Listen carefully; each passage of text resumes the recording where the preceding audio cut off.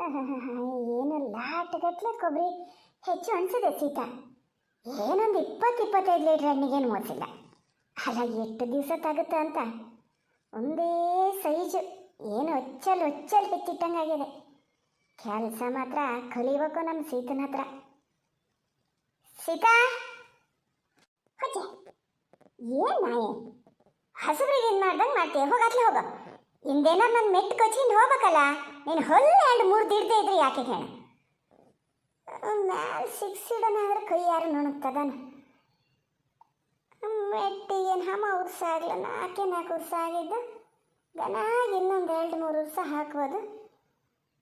ಸೀತಾ, ಓ ಭಾರತಕ್ಕೆ ಕರ್ದಂಗಾತ. ಅದೇ ಏನು ಇಷ್ಟೊತ್ತಿನಲ್ಲಿ ಬಂದ್ರಲ್ಲ?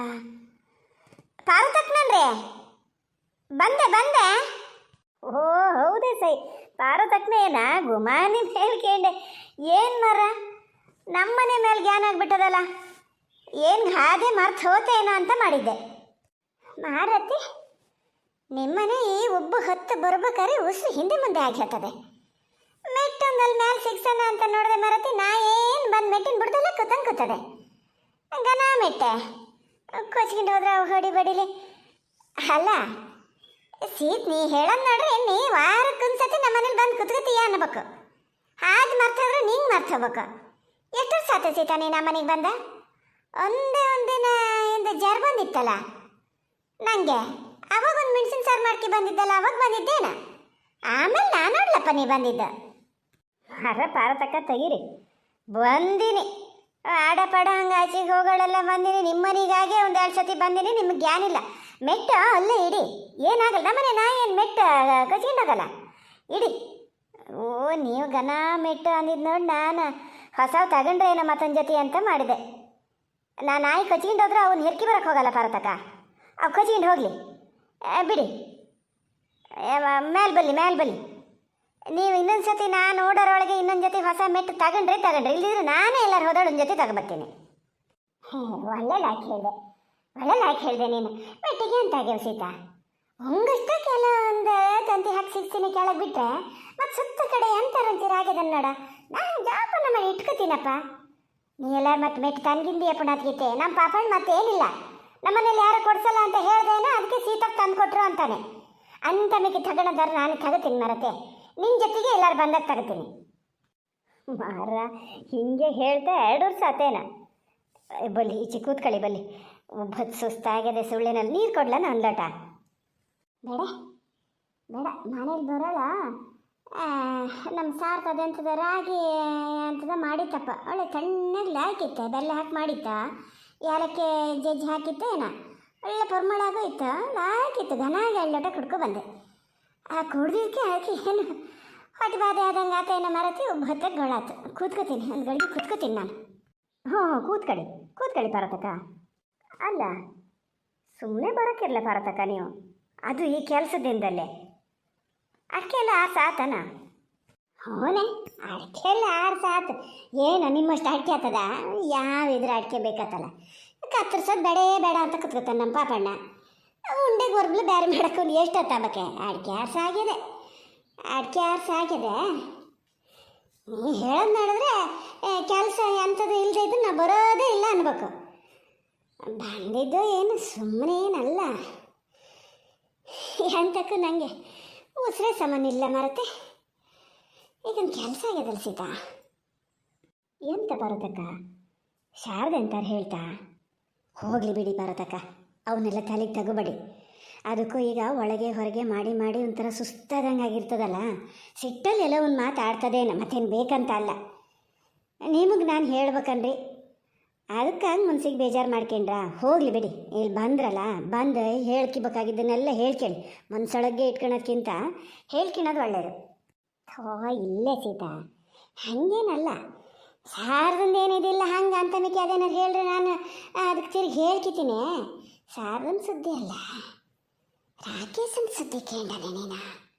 ಕೇಳೋಣ ಅನ್ನೋದು ನಿಂಗೆ ಹೆಂಗೆ ಗೊತ್ತಾಗ್ತದೆ? ಪಾಪಣ್ಣನ ಹತ್ರ ಹೇಳಿದ್ನಂತೆ ಅನಿಲ್ ಹುಡುಗ.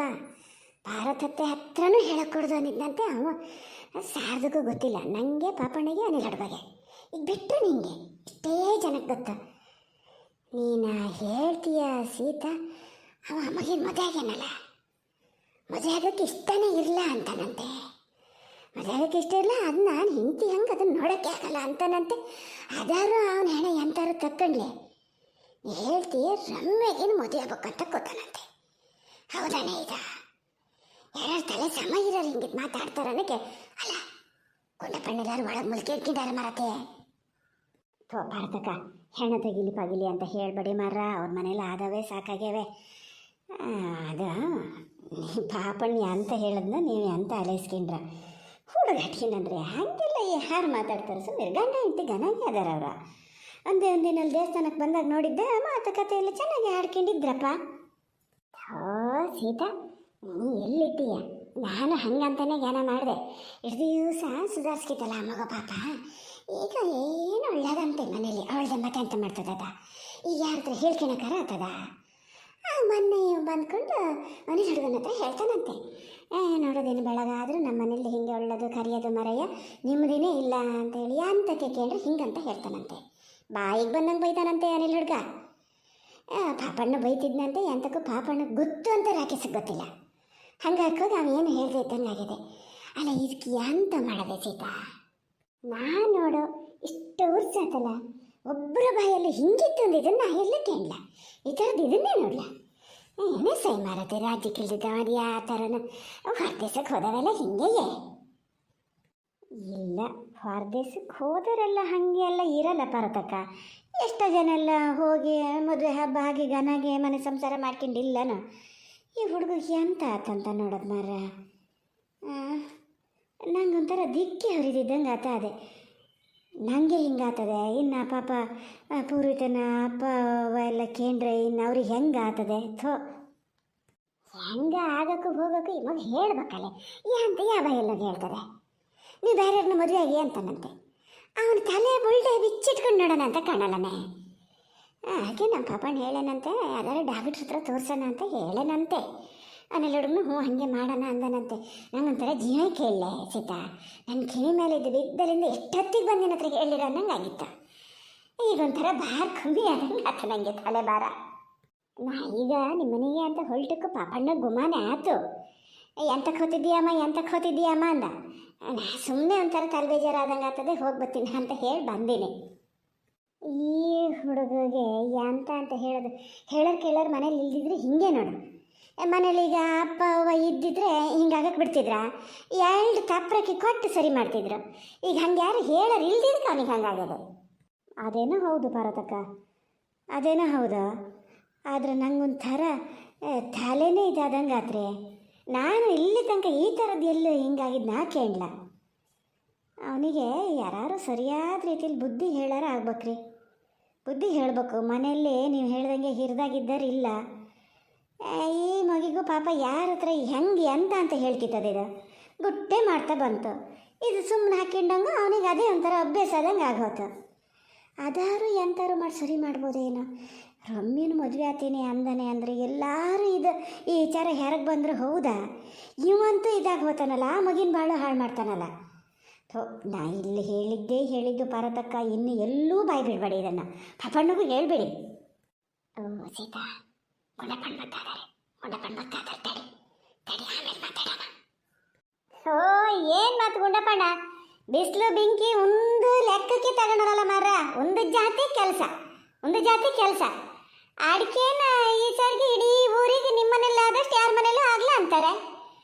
ನೀವೇನ ನಂಗೆ ಅಡಿಕೆ ಕಮ್ಮಿ ಅಂತ ಹೇಳೋದೇನು ಬಿಡಲ್ಲ ಬಿಡಿ.